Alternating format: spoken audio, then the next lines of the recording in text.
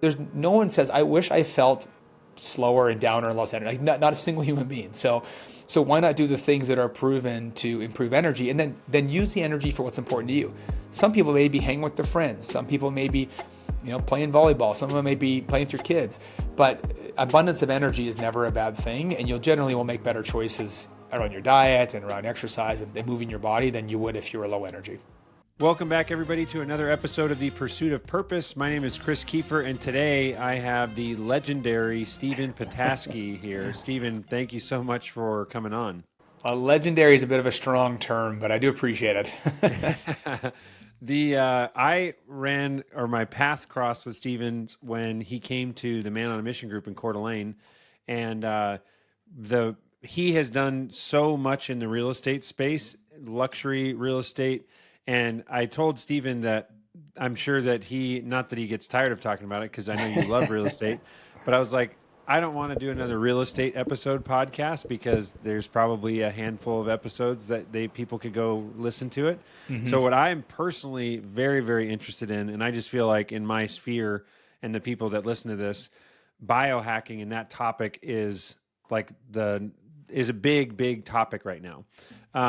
And I'm personally going through, I'm getting my blood work done and looking at hormones and stuff like that. Mm-hmm. And I'm 33 now, there is not, things don't, I can't just ignore stuff that diet and the food that I'm eating, because it's all having serious effect on my energy. So yes, that's the topic of today. But Stephen, you had asked, just give me a background on me before we get going. Please do. And I was, the listeners, the people that listen to this often don't get to hear much about what I do anyway. So this is a great opportunity for them to hear, as well as you, and you can ask more questions, and we'll go down this route as much as helpful for you. So perfect. I'm in the Man on a Mission group. Currently, my wife and I run Boolean, which consists of two parts. One is a review software that helps generate Google reviews for home businesses, or home service businesses. Painters is our main niche, and then concrete coatings, electrical, HVAC, things like that. And then the other side of the business is a consulting arm that I run, and I basically, the simplest way to say it would be, the typical painting company has 5 to 7 apps that they need to run their business, and they don't talk to each other out of the box. So my team and I kind of map out a process of how things should be talking to each other, connect them all together, and we save hundreds of hours of data entry per month, literally, for $7 million size painting companies. And that's what we do. So that's I don't know if you have any other curiosities on what Chris does. But yeah, that's who I am. Very cool. I'm super curious how you pivoted into that, to the podcast space, and I'd love to know the history of why you want to help others tell their stories. And honored to be here, of course, and so I'd love to know that history. So this was actually from the Man on a Mission group. I've had the Pursuit of Purpose podcast for 5 years, technically. Amazing. That was when I first did my first episode, was 5 years ago. And it was with starting out with anything, I was very embarrassed to tell people about it. I'm podcasting now, but it was I did 30 episodes within about a year. And then we had kids, our first kid, Ellie, and I didn't do anything for a year and a half. But I ultimately, and I would say I came to clarity on this through Man on a Mission, is my personal mission is to champion the relentless pursuit of a purposeful life. For me, for my kids, for people in my life. And so the way that translates to everything, including podcasting, is I do automation, but what I really love is having conversations that have meaning and depth. And I get so annoyed by did you see the game last night? Or, man, the weather, it's getting cold, dark. It's getting dark a lot earlier these days. Just the nonsense. I just want to go tell me the good stuff. What are you struggling with? What secrets do you have? What did you learn from your painful moments? And let's talk about what it means to be human, as opposed to, the superficial stuff. So the podcast is an opportunity for me to meet with people like you. And it's honestly one of the most fulfilling parts of my week, people have asked like, how are you going to monetize this? And I'm like, I don't know. And I don't care because my business is doing fine. And the people that I'm meeting and the stuff that I'm learning in these conversations is amazing. And hopefully the listeners, are getting value out of it as well. So that's the podcast background for me. Well, good on you. Very well spoken. Obviously doing a great thing. And I have not had the courage to venture into that level of space. I do a lot of one-on-one, but not a one-on-many yet. And that's to say yes, because it's certainly being encouraged amongst the team and my partners and others to open up the Komodo and start sharing a little bit more. So I'm definitely an open book when it comes on one-on-one, but the one-on-many hasn't been my strong suit, and probably to a disservice to few. But that's why I'm honored to be here and be able to share this part of our story and what it could mean to others who are on this listening along. Totally. So I want jumping into this topic of biohacking. I'm curious, what is the Sandbox that we're going to be discussing today? To what are the reaches that biohacking is in your mind? Like, how many different aspects of your life is this topic that you're starting to dive into affect? Sure. Maybe I'll give the history a little of why I'm so intrigued and have a high degree of curiosity for biohacking and just living a more energetic life. I think that I've given this a little thought since you and I chatted a couple weeks ago, because I haven't actually had this conversation as a sole topic for a podcast before, and it's a great topic because I think that people could only focus on one thing, and it was the energy in their life, the physical and mental energy they bring in their life. They can do so much more with life. And if I think back to what, for my wife and I, it was multiple stages in our journey. And I think like most people, and just get to the root of it, people exercise and cut eating to change body composition. They want to look better. We were no different. I'll be honest. There was many times, or probably of my time with my wife, 20 years together, 15 years of that was the up and down roller coaster about body composition, trying to look good. It's purely a vanity thing. And like everyone else that does that, I'm going to say a lot of things in generalities, but everyone else that does that, it's a yo-yo effect. And you never really actually have like the long-standing benefits. And like, why can't I keep all the effort I just put into something when and immediately fails? And why does everyone else fail? Like, why don't we have that? Maybe I just don't have the discipline. I'm just not good enough. And you almost have like a shame component that am I not good enough to actually maintain this ultra strict regime that's totally impossible, that 0.01% of humans could actually maintain it. Like I started to come to the realization that that's not the way to do it. And there's no silver bullet in this game. It's 1,000 BBs, as the old saying goes. And so about 5 years ago, my wife and I changed course, and really last 3 years, we really dove in about 5 years ago when it started and said, okay, let's stop the idea of, and my wife's beautiful and fit and everything else, but like everyone else, you struggle a little bit with some of these things to get to where you want to be. But I think it's reframing where we want it to be. And the reframing came from in our minds, and I think I had the curiosity with it, and my wife and I have done this as a team, which always makes it better when you have someone along the journey, particularly your spouse, and then of course your kids through, behaviors are caught, not taught. They just see it and then it just becomes part of their life. But we had to do the 1,000 BB approach and said, what are the things we need to do?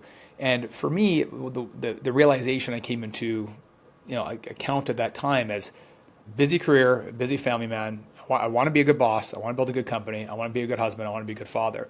All those things take time and energy. And what is left over is for you to do all the things that you want to do for yourself. So I flipped it. And the word in there is energy. And you referenced it earlier, so it was a perfect segue into it, is the foundation. This is how I look at it. I'm not saying for everyone. How I look at it is the foundation of everything is energy, and physical and mental energy. By having more physical and mental energy, you just do things differently. You play harder with your kids after a long day at work. You're peak performer in your job or the company you work with. You have more energy for your spouse at the end of the day.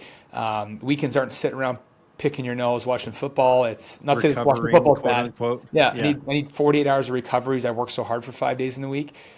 I'm making fun of it, but it's because I was in it. Like I was that guy for the majority of my adult life.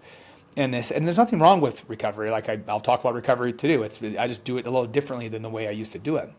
And the old saying of Einstein, if you keep doing the same thing over and over, expect a different result is the definition of insanity. And so I just felt like that was the path we were going on. So at the end, we had a great chat. My wife and I said, you know what we're doing is creating these modest results, but how do we actually move the needle for the next 50 years of our life? And it was around energy and longevity, which, they can, and creating good energy, making good choices can make some good progress towards longevity, living a longer health span versus lifespan.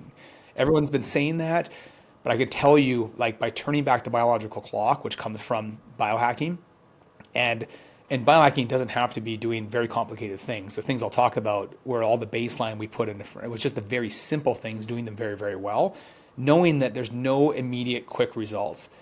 I think that's probably the problem with society in general, and people feel defeated because you need immediate results to feel validated for your efforts.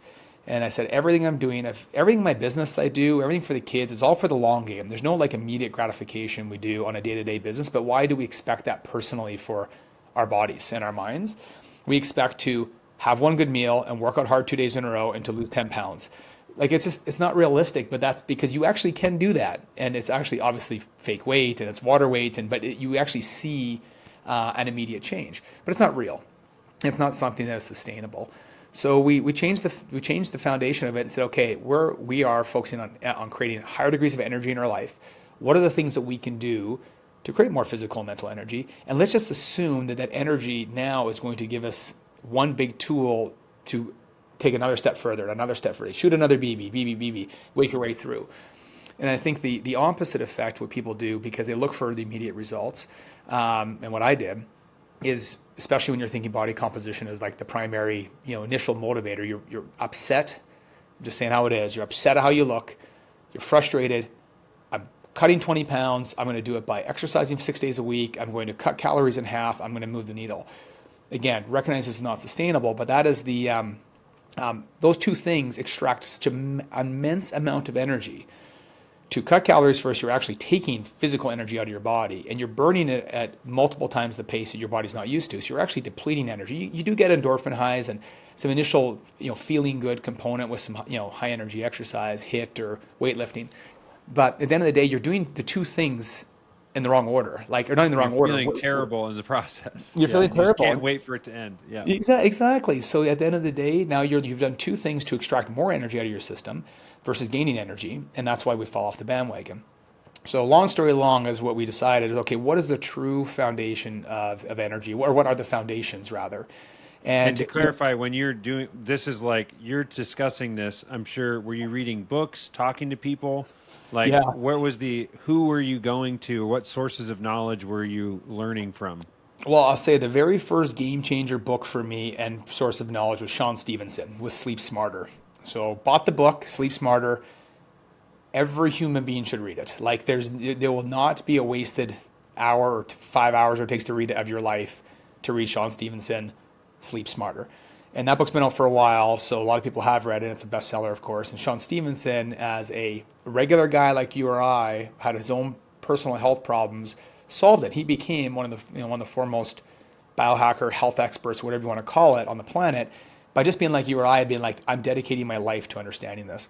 So that for me, that we looked at and said, okay, if the single biggest thing to improve energy is having incredible sleep, because that's where all your recovery comes from. Effectively, almost all your recovery comes from when you're sleeping, and the level of sleep you get and the quality of it dictates how much energy you have the next day.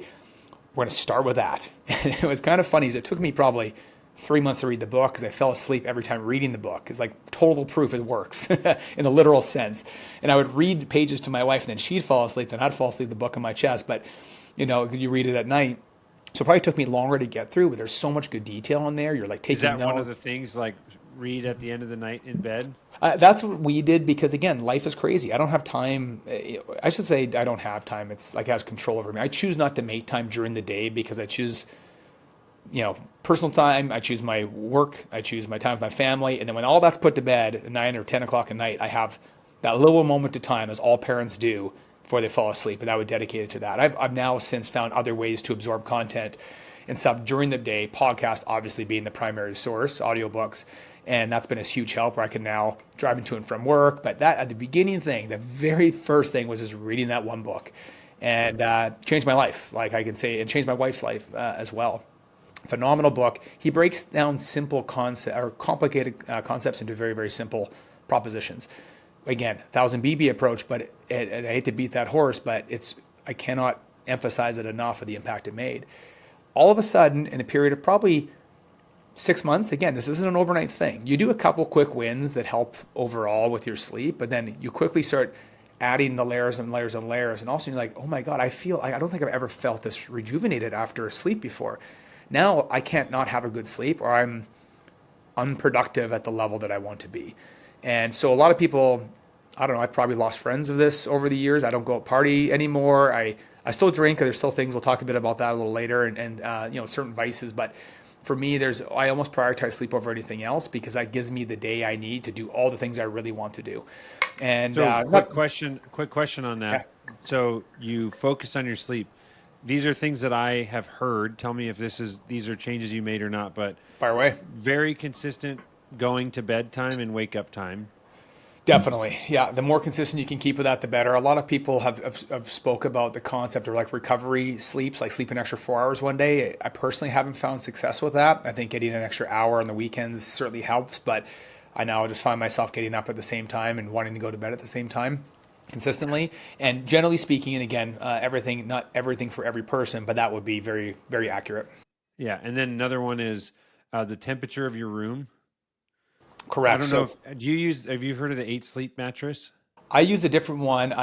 We bought this before 8 Sleep became bigger, but I struggled a lot with night sweats. Like my body, this is for my whole life, and now as stress compounds in life later, it kind of just gets worse.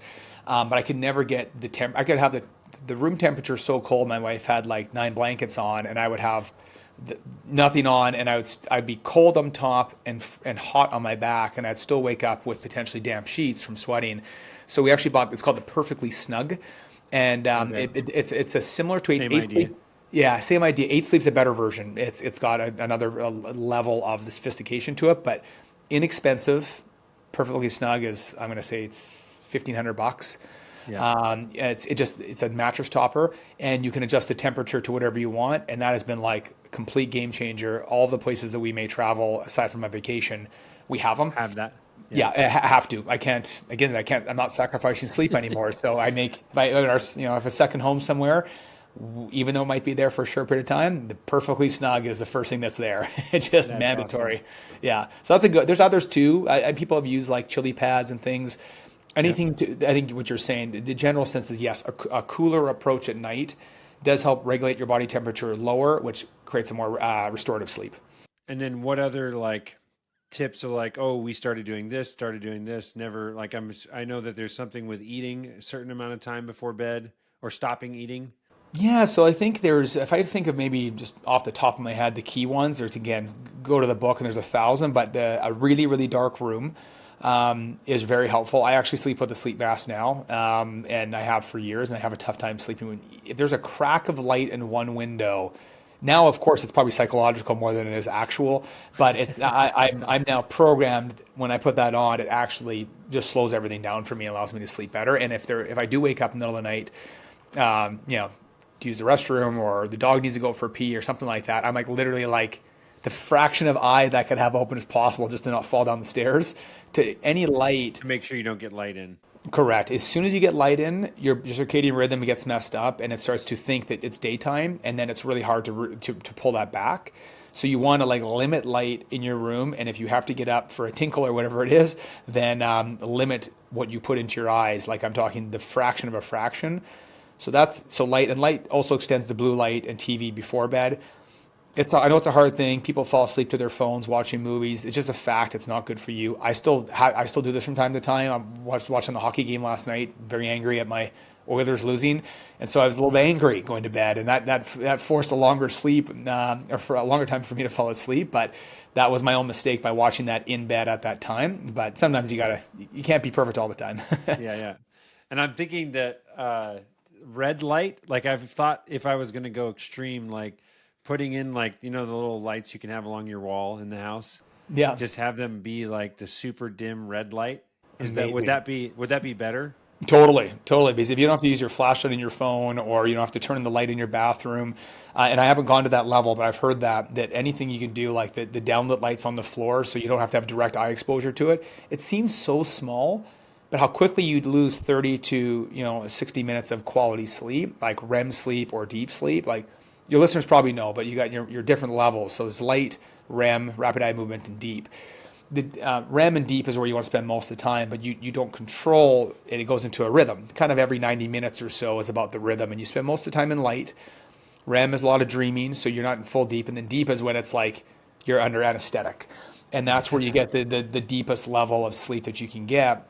So we wear the Aura rings and stuff, and they're not perfect, but they do help us get a Get an sense of kind idea. of you get an idea where it's at. There's no, unless you're like hooked up to a sleep machine, you're not going to really know perfect, but this does give a pretty good sense. So I'd recommend some of these little hacks that kind of help us understand where it's at.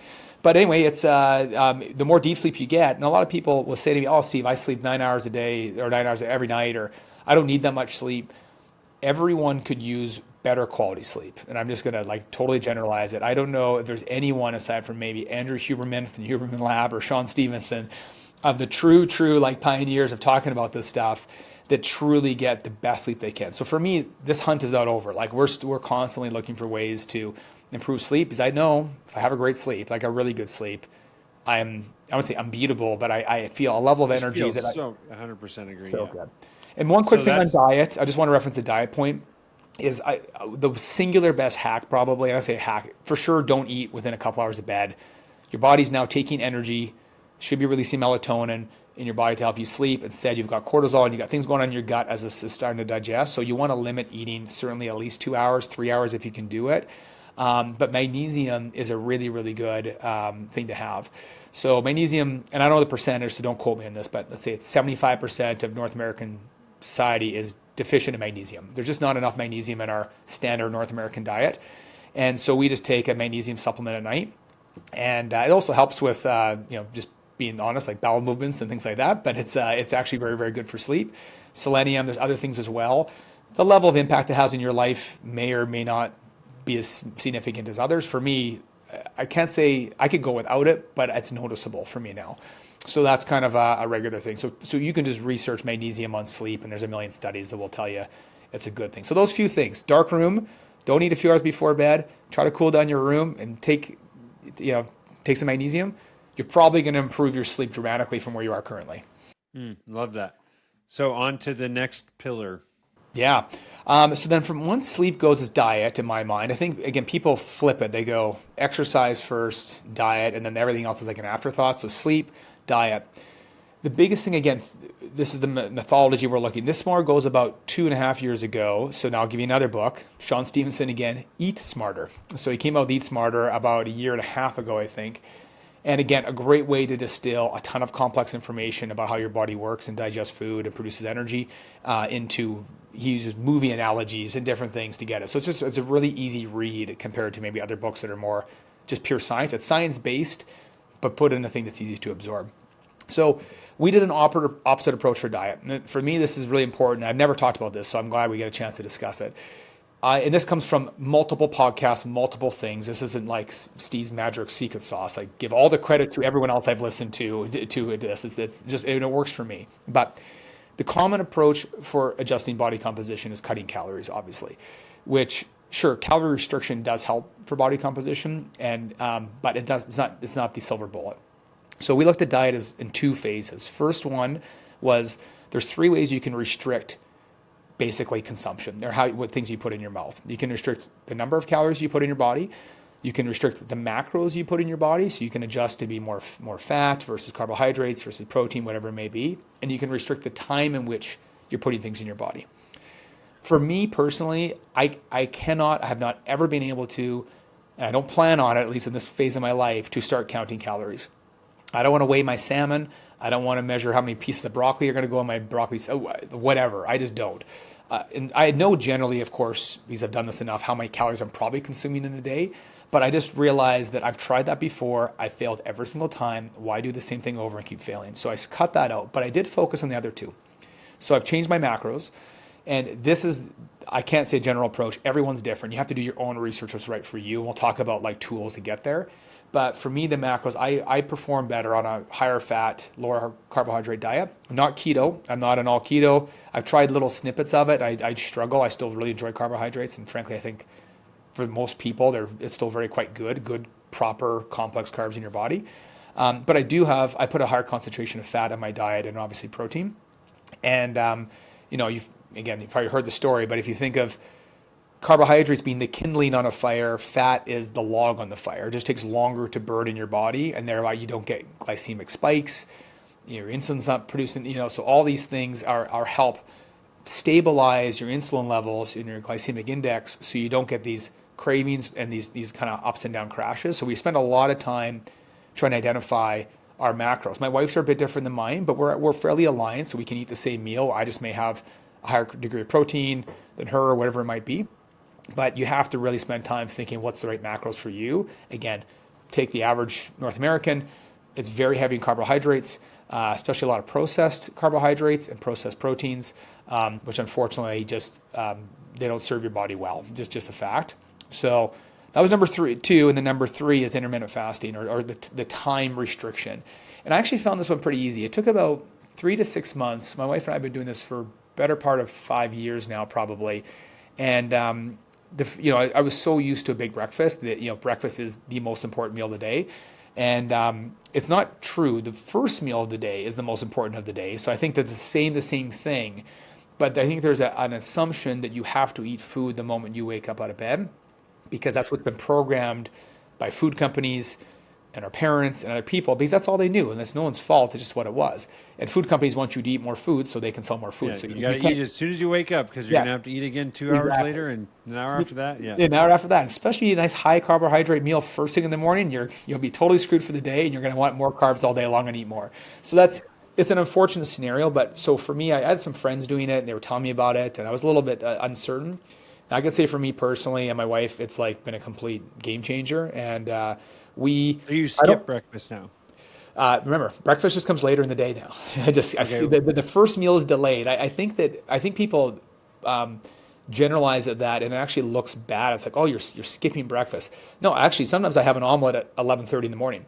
I just have my first meal, and I love breakfast foods. I love avocado toast, and I love omelets and those things. I just have it later in the day as my first one.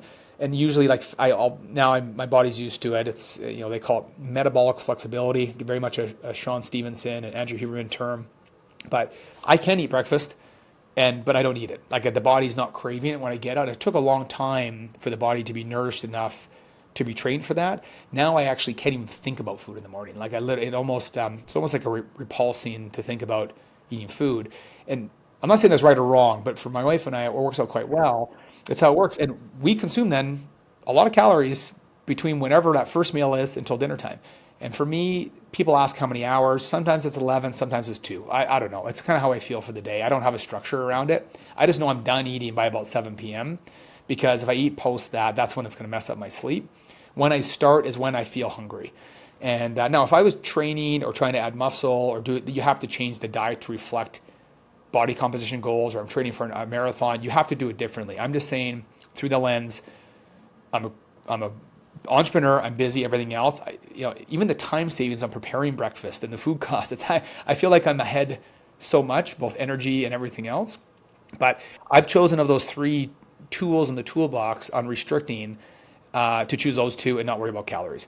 And then I just eat as much hungry as I am between whatever my first meal is until dinner time. And I never feel guilty about it. I'll eat whatever I want. Obviously I have food choices that I like and respond well to me, but I never count a calorie. So that's what's worked well for me. You are approaching it when you say eat anything you want. You are like reducing the processed carbs. Yeah, for sure. Are there like certain processed carbs that you are like, yeah, I still have this on a regular basis? So good point. So maybe one really important tool, maybe the single biggest thing if we were like kind of accelerate to the end of like, okay, I've done these basic foundations, then the best thing you can get is data. So Oura Ring gives you some data on your sleep. From a food perspective, I encourage everyone, and this one, no one can have it. I don't think there's any downside to do a food panel, and a proper food panel where you actually see what your food sensitivities are. I didn't do one until a year and a half ago, my whole life. And I regret that. I wish I could go back time and do it much earlier. There was certain foods on there on that food panel that I was eating consistently that my body actually was not responding well to. So I thought I was doing my body a justice. Because it's a healthy thing that everyone says to eat. Yeah. Exactly, and it very well could be a healthy thing for other people's bodies, but my system was not responding to that particular food. And I'll give an example: avocado. Like I love avocado. I've reintroduced it back to my body, and now it's actually fine. But for whatever reason, it triggered through the food panel a high degree of sensitivity to. And I was like, bummer, I love avocado, but I took it out amongst another 10 or 15 things that I thought were healthy. Again, they may be healthy at a macro. This is the key thing I want to distinguish. They could be healthy from a macro level, like they solve that, but your body does not respond to it. That's why everyone is very individualist in this regard. So I can't give advice aside from get your own personal data, but I can tell you the impact, and this was immediate. My wife and I did this, and we both extracted a number of things, and some things were different than the others. So on my salad goes something different than goes on her salad sometimes for toppers, because certain cheeses she didn't respond well to and I did, or whatever it might be. And immediate energy impact, like immediate. And I was like, oh my God, I've been doing this thinking I'm doing the right thing without the right data. Like you don't make business decisions without data, but we're here, we're making our body decisions with no data. So the food panels are so easy to get. Try to get one where they actually take like a real vial of blood, not just like the pinprick. They just give more accurate results, and you're going to have to pay a little bit more, but you'll get a better sense. And do another one after, like 3-6 months after. You really should do it in theory regularly, every 3 to 6 months for all your blood panels.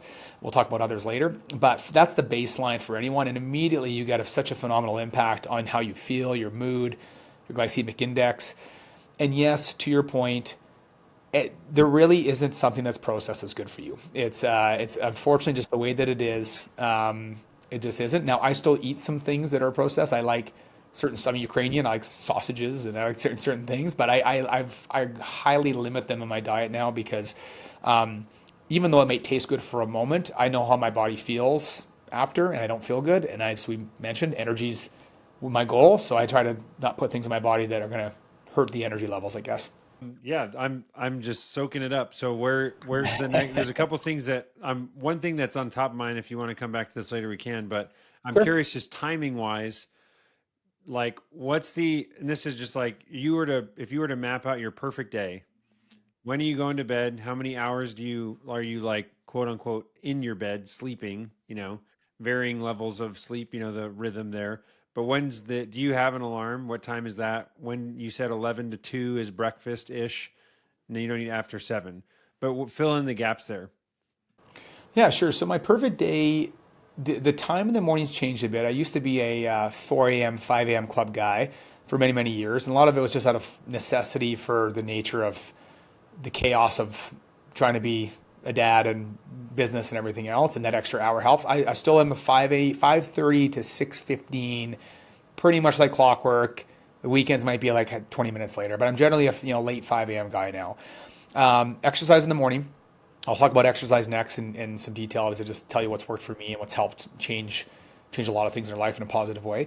A little family time. You see the kids off to school, work, and I like stacking my work up, and that's a different conversation, maybe another podcast, but how I choose to stack my work up, high energy things first.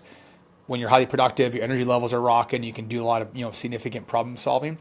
And then I get hungry at some point, and usually all these workouts now are almost exclusively fasted. Because the workouts I do require a certain amount of calorie intake, but I can get through fasted workouts. If I'm going for like a long bike or something, I'm going to need fuel, and I won't have enough to get through. But for my 30 to 60 minute workouts I do, I don't need to eat beforehand anymore, and it works well for me.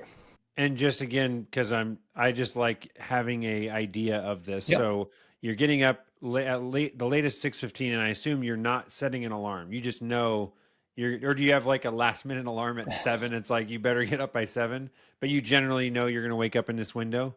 So yeah, because that's a fun one. So Sleep Smarter is a great thing, talking about the concept of trying to get up on your own circadian rhythm and not letting an alarm do the work. So yes, we do set a last minute alarm, but if I get up at any time naturally within 30 to 45 minutes before that alarm, even preferably an hour if I can, but sometimes I might want to sneak a few more minutes in, I will just get up. So let's say 6:15 is the last minute alarm, but 5:15 I wake up because I got to use the bathroom. I'm like, okay, because if you got up naturally, it means you've naturally came out of your circadian rhythm and you're in the light sleep. You're not going to get another whole cycle in the next 40 minutes. Yeah. And the worst thing that could happen is you go to halfway through a cycle and then you're woken up out of a deep sleep. And that's why it's like, why the heck did I sleep for 9 hours? And I'm so freaking exhausted. Breaking a deep sleep cycle is really hard on your body. And it takes a long time for it to react. So if you can actually get up naturally, now it's not a perfect science on timing. And often sometimes we do get up with the alarm and I'm probably in a deep sleep. And I know exactly, because I know how the body feels now. I'm like, oh, I was definitely in a deep sleep because I do not feel right now. But for the most part, you try to get, if you can, if you wake up naturally within an hour of your alarm, it's might be beneficial to you just to stay awake and start your day, because you're letting your body do the work, not an alarm go, And that's the whole, can't remember, was it Jay Shetty, I think, he calls them MSDs, micro stress doses. So The alarms. yeah, so that your first micro stress dose of the day is MSD, and then after that it's like, kids, get out of bed, MSD number two, and then number three is you look at your email and you see an email from last night that you didn't want to see, MSD number, and your cortisol levels are like literally, this is measured, this isn't make believe, it's measured, are through the roof before 7 o'clock in the morning. You're already hyper stressed. Anything you can do, anytime you can pull an MSD out of your system, as aka an alarm. You've got your lunches made the night before, so the kids are organized. You don't look at your email until you get to the office or whatever it may be. Little hacks along the way to really regulate your body early in the day, so you don't waste that great sleep. And so anyway, a little digress there, but that's one little more hack as we can start talking our way through it all. So then we got wake up 5:30, Yep. 6:15, a workout for 30-ish minutes, it sounded like. Yeah, And and that it's 4 days a week. Just to be specific, 4 days a week I have the workouts. It's for me, and we'll talk about exercise. Do Pilates a couple days a week, and then lifting a couple days a week, and then weekend is a little bit more of a dealer's choice based on how I'm feeling. I'll talk about why Pilates, people laugh at it, but I think it's the hardest freaking exercise if you do it right of anything out there, for core stability and all the muscles that you never really touch when you're doing other type of workouts. And get up and then get the day rolling. One day a week I don't have a workout in the morning, so we just get out to the office and then work all day till whatever, between 5 and 7, just depends on when the day kind of wraps up. Home, dinner, great healthy dinner, do what you can. I usually bring some snacks in the office or have a good healthy lunch or whatever I'm feeling called to that day. And then it's your wind down time. I used to get on email again a lot at night, and I find that my productivity is so low at night now. The closer I get to bedtime, it's actually just less productive. I may as well just get a better sleep or get up an hour earlier. And so I used to, though, log back on at 9, clip off emails, but then again, go back to the foundation of sleep. It triggers cortisol, it triggers issues. So sometimes you have to do it. It's part of the nature of being a business person in your life, that you have to get stuff done. You got to get it done. And then trying to be in bed by 9:30, 10, and then sleeping between 10:30, somewhere in there. That's kind of about it. Do over it again, rinse and repeat. So then on to exercise. Is that a good topic next? I think that's the last big one. There's lots of other ones we'll kind of discuss as well that are maybe smaller, just like plant some seeds. But exercise was a big shift for me as well. Is I did a lot of HIIT training, high intensity interval training, and for the acronym, and I loved it. I personally still do love like a great sweat, but I honestly very rarely sweat in workouts anymore, and that's actually not necessarily a good thing. It's good to be out of breath. It's good for longevity to be out of breath, and there's lots of good attributes that come from a HIIT class or a spin class. But what I was finding for myself personally, I was so hungry after the HIIT class that I would consume more calories than I had just burned. And I didn't have, because as I mentioned before, I didn't have a regulation, like a good regulation on counting calories and how much I need to offset. So I might burn 600 calories, but then I have a 1,000 calorie breakfast. I'm actually a net deficit calorie wise. And I might feel good because I had this big lift, but now I'm so hungry, I consume so many calories. My digestive system now has chewing up all the energy, digesting all that food. So for me, I was like a big Orange Theory fan. I still am. F45 and Orange Theory, I think they're great concepts and a great team energy. I just don't do them as much anymore because this is my personal, I'm not advocating against it at all, but I was so ravenous that I found like I was getting a net negative at the end of the day. So I still think HIIT, and I still do some HIIT during the week. I just do it a bit differently. So I shifted that, and my wife did as well. She picked up Pilates. I focus more on lifting weights. it's universal that every maintaining solid muscle mass is good. And I'd say even more beneficial for women than men for lots of other like osteoporosis and other reasons. They're super important for women, especially going to perimenopausal, menopausal times. You need muscle on your frame for bone health, density, everything. But the other good thing for everyone is the more muscle in your body, the more calories you burn because they take more calories to maintain muscle mass. So I'm not a you met me. I'm not like a big buff dude, but I'm leaner now than I was in the past, and I've worked hard to get there. But I don't have to work for it anymore, which is maybe the singular best thing. And I say work hard. I do these 1,000 things, but I don't do none of them takes a massive amount of energy or effort because they're built into the program.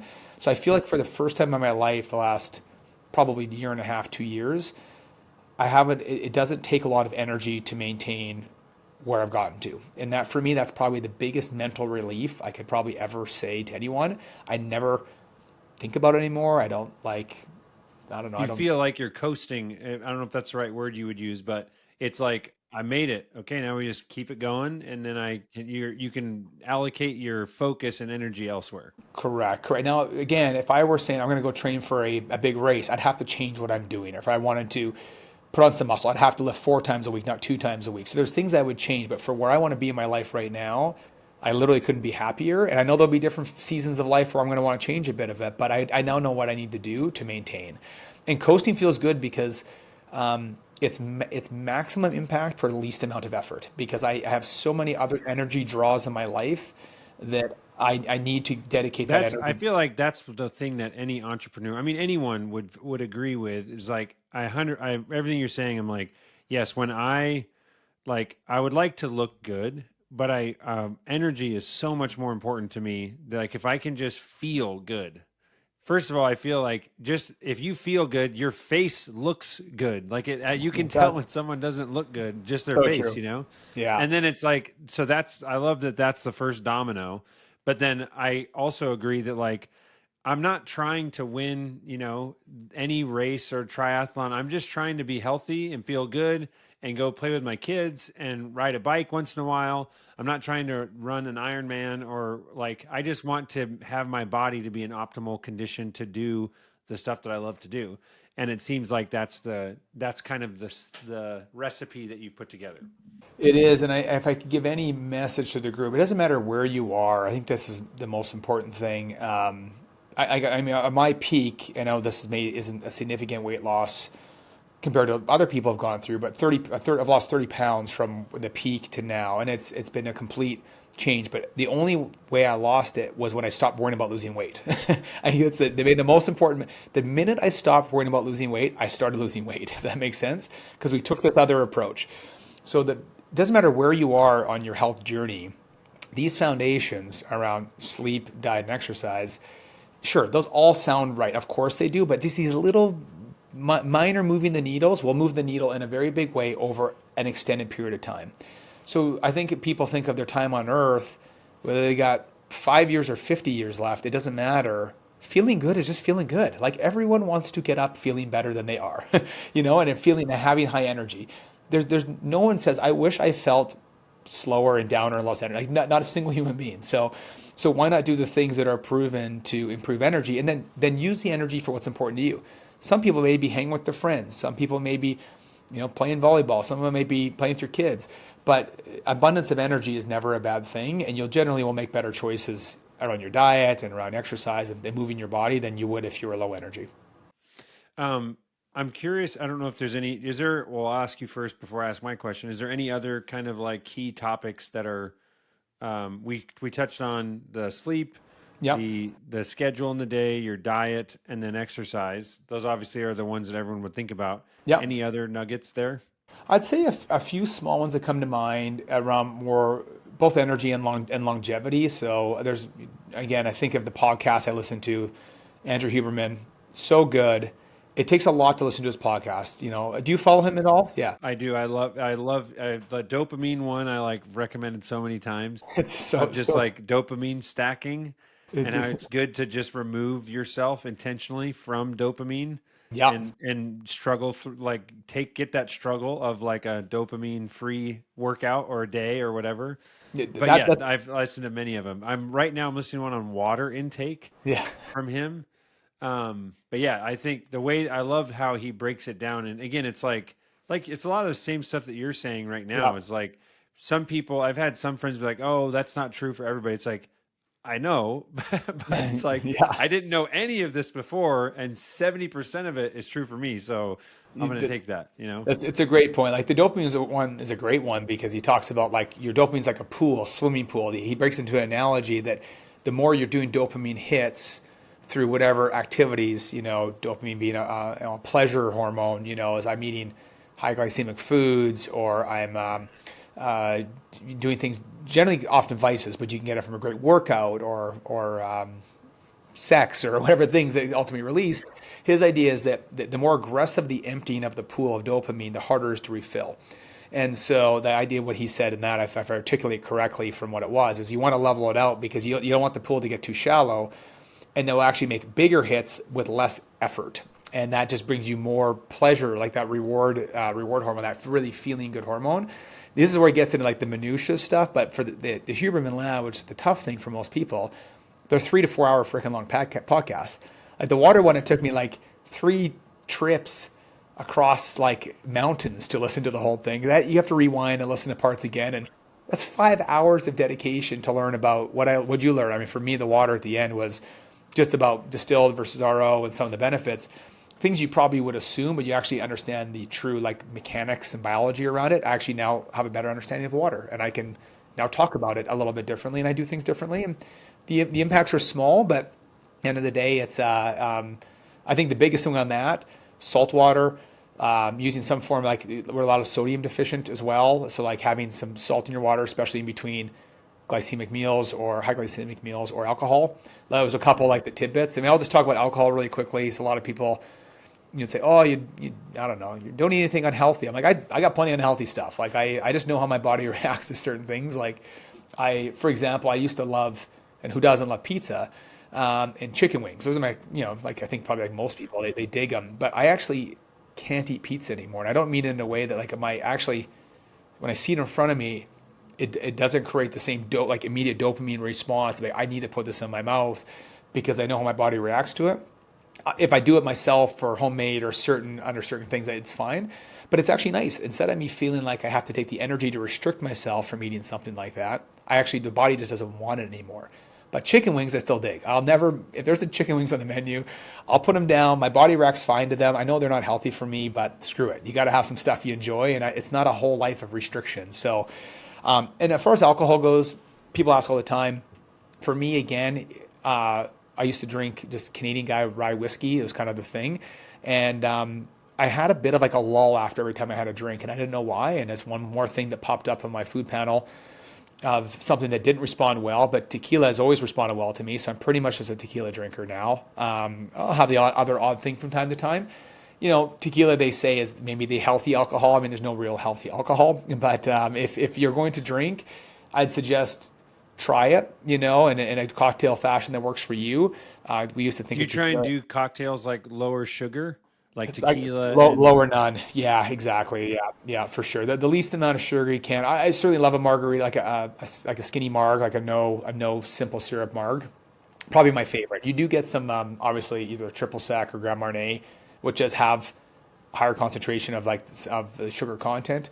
But I love a margarita, so like I'm not going to not have it just because, and my body feels fine having it, so it's good. But I'm not going to have the typical margarita you get at the bar where they pour 7 grams of sugar in it, and that's I just don't feel good. So you start to you know what also works. like when you have alcohol, I'm sure that it's like you're doing it like how many times a month? So I'll drink every week, but usually the weekends, like a Friday, Saturday, and sometimes it's a glass of wine on one night and maybe a cocktail if I'm out with friends the other night. If I'm on holidays, I'll drink every day. Like I don't have a problem with it. I've never. It's a unique thing. You can ask my wife to validate it. I never get drunk ever, and it's not. I just maybe it goes back to the thing is I hate feeling shitty the next day. I can remember being drunk like I don't know. Drunk's a bad word to use, but like 3 or 4 times in the last 15 years to the point where I was like, uncomfortable, what that brings in your life. And but I drink regularly. Just be honest. Like I love having a cocktail. And I was I going do to like. say, timeline wise, are you like, oh, I try not to drink after 9 or something? Or are you just like, this is going to mess with my sleep and I'm just taking the hit on this day? Or do You know what? you know what I Yeah. mean? Sometimes with a cost benefit analysis, if I'm out with my buds, my wife for a nice meal out, like the time I'm having in that social environment is more important than potentially losing an extra couple hours of high quality sleep. So you gotta let loose from time. It's kind of the 80-20 rule. I just do it 80% of the time, and 20% you can be a little more free with it. It's also good to have cheat days and on eating outside things. It's good to reset your metabolism, like in that metabolic flexibility. If you eat white rice, chicken, and salad, or brown rice, chicken, and salad every day, you have no metabolic or reduces your metabolic flexibility. So when you do have chicken wings, you may react more like visceral to it, So you actually want to introduce these things in your life. Again, alcohol is everyone has their own relationship with alcohol, so I just know mine. I enjoy the social aspect. I enjoy an upper, like that comes from a tequila. For me, that's more like an upper. I feel good and I feel a little more energetic. I do limit how much I have, but if I'm having a good time, I'll keep going. It's I don't stop it at 9 o'clock just because the intermittent fasting says I should. It's to each their own on that, but that's how we do it. Yeah. The last couple of questions I have is there any like, I don't know, I'm sure you've talked to a lot of people about this, just like the myths that you feel are out there. Like I used to think blank, and man, it is like I now know that. You know what I'm saying? Is there any of those that come top of mind that you're like really in tune with?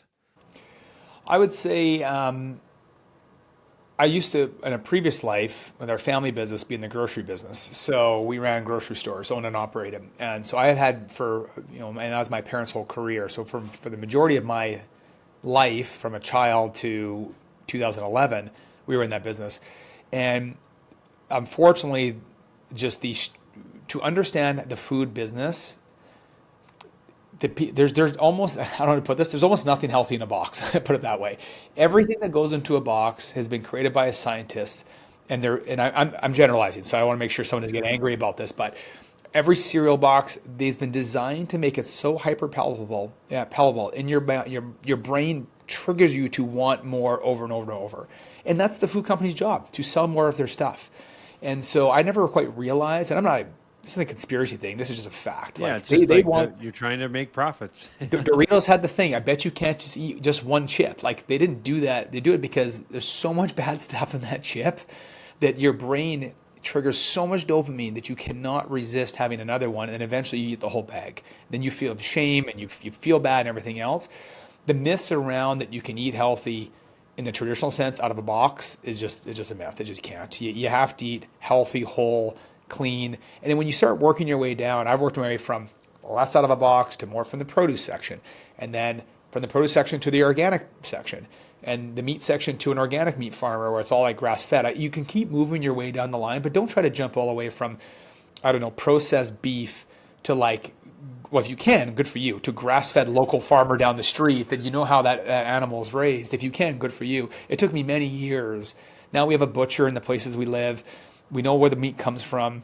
And all these are just little adjustments along the way, but it's really hard to maintain a healthy lifestyle by eating stuff that's in a box, just the way it is. And I generalize cereals and all these things. I mean, sure, rice is in a box. So again, rice is rice. Yeah, I don't know if you would agree with this, but my wife pointed this out that there, as far as like the conspiracy aspect, that some people are like, oh, food companies are just trying to make you sick so that the medical companies can sell you drugs and all. It's like, my view on it is, well, and this Natalie brought this up, that like 100 years ago, or like and not too long ago, we had real problems with just like people not having enough accessible food, and food was expiring, and like so food companies innovated, and they were put in motion to, how do we make things last longer, how do we ship them farther, how do we make sure people have enough calories so they're not starving.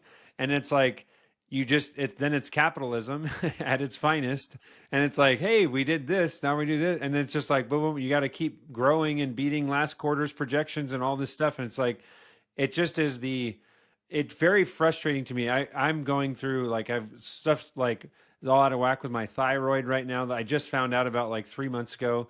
Low testosterone. They think I have Hashimoto's, and so now I'm like, damn, like now I have to go, and I'm going super aggressively in a similar way to what you're talking about, which is why this is very relevant to me.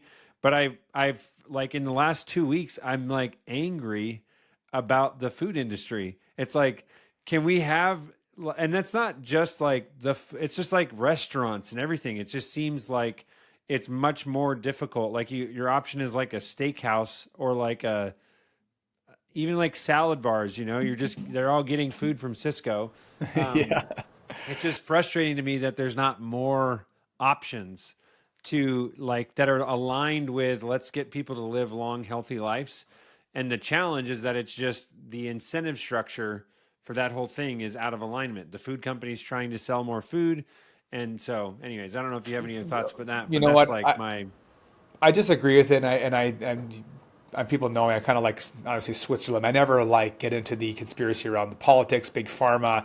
I have my personal opinions on different things. At the end of the day, I just feel like if people can be informed of what they're actually consuming, what it actually is. Like if there's more than two ingredients in a box, and you can't pronounce three-quarters of them, like a basic rule, it's probably not good for you. And they're just finally the good thing is of it. So that's like the general approach is like if you know what you put in your body, you understand what it does to your body, have your own data about your own thing. Then I don't get angry at the world because we can be frustrated all day long about everything. So it's understanding your own stuff. When it comes down to from I was going to say the measuring the data. So I want to just talk about that really quickly. Knowing more about your own body. You talk about your thyroid and these things. Most people don't really know what's going on with their body.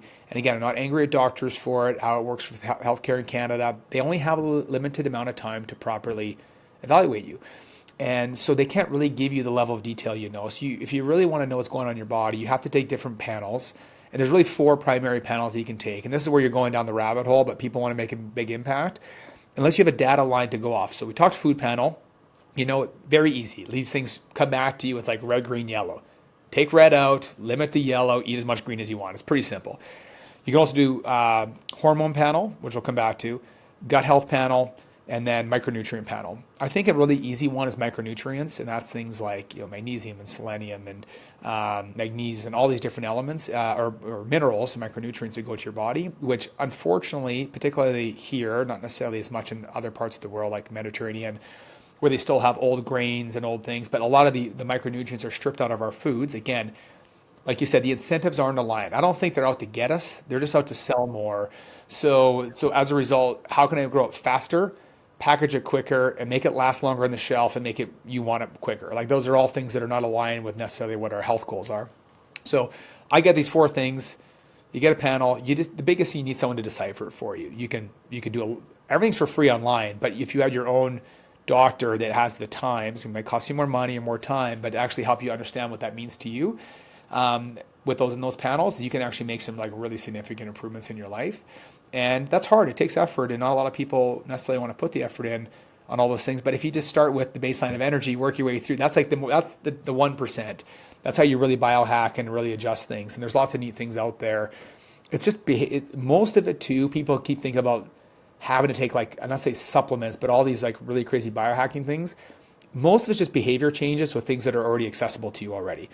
That you'll make 95% of the impact in your life by things that you're just tweaking what you're doing with what you have available.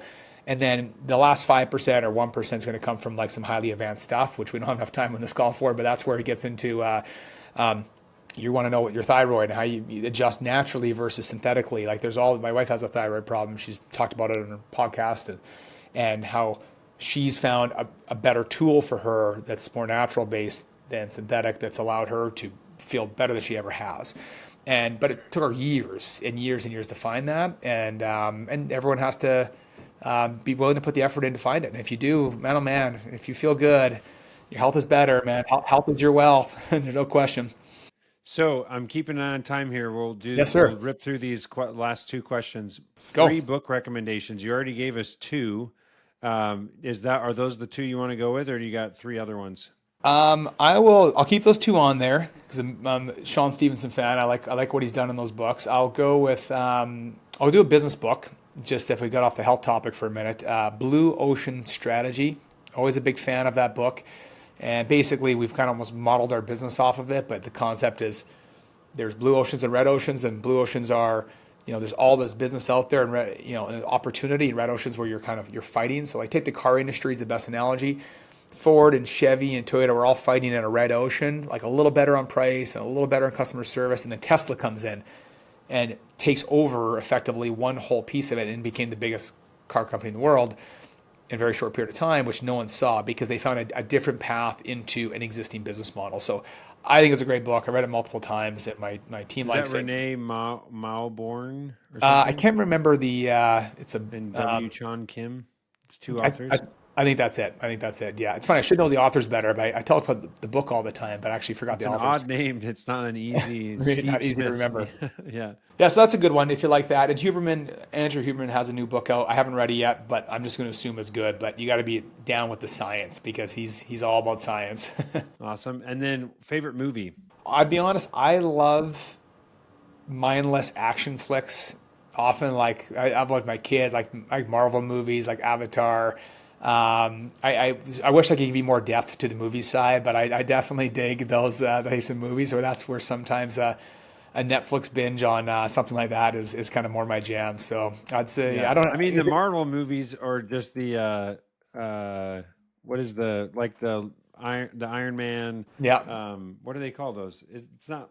It's just the Marvel universe. There's like Marvel, Avengers, The Avengers, Avengers series in Marvel. They're like lately they've just been like, it's worth the money. And the 2 hours of your time because there's so much production that goes into those. It's just like, they're good. Yeah, they're pretty good. So thank you. Thanks for asking. That's a fun exercise. So if someone wanted to get in touch with you, what is your preferred method of connecting with people? Yeah, so unfortunately, I don't have a lot of good channels yet because, Chris, you're inspiring me to think a little bit better about how I should be out there. But you can follow me on Stephen Patasky on Instagram. There are not many posts, I'll be honest, but I do plan on accelerating that a bit over the coming months. And on YouTube, the company is the Luxus Group. So Luxus, think of Lexus, but Luxus, it's the Latin word for luxury. I know we didn't talk about that, but real estate developer, and we do luxury vacation properties around the world. And so go to the website, and that's a good way to connect and follow our journey there. We have some really, really cool things happening. They're going to make a big impact in the industry over the coming few years. And you follow the journey, I think you won't be disappointed if you like to travel. You don't like to travel, you probably don't want to follow us, but if you like to travel, then it'll be pretty cool to follow. Awesome. Well, maybe you left a little cliffhanger there on the work strategy, but maybe at some point in the next month or two, we could do a round 2 on the how you stack your work day, because that's also interesting to me. But anyways, I appreciate your time, Stephen. This was awesome. Thank you for being generous and giving back. And thank you, Chris. That was awesome, man. I appreciate your time. It's an honor being on the show. Thank you for your attention and listening to this episode of The Pursuit of Purpose. Your feedback and comments mean the world to me. If you liked what you heard, please take a second, leave me a 5-star review on iTunes. If you've got suggestions for future episodes or just want to say hi, shoot me an email at chris@chriskiefer.com. Don't forget, I make it a point to include all the links to the books, movies, and resources mentioned on this episode in the show notes. You can see those directly below in the description or on my website, chriskiefer.com. Thanks so much, guys.